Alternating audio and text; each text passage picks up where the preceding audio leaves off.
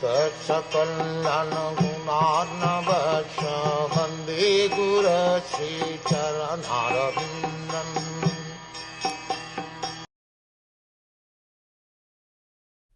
As mentioned before, Narad reached the cottage of Krishna Dvaipayan Viya on the banks of the Sarasvati just as Vyasadeva was regretting his defects.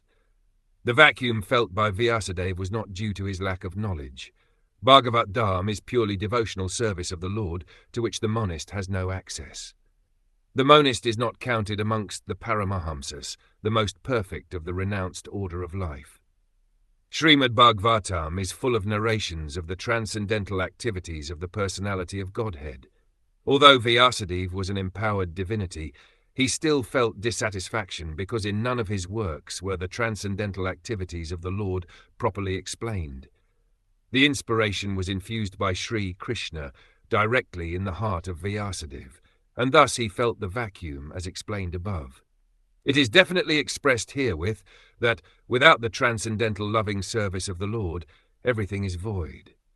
But in the transcendental service of the Lord, everything is tangible without any separate attempt at fruitive work or empiric philosophical speculation.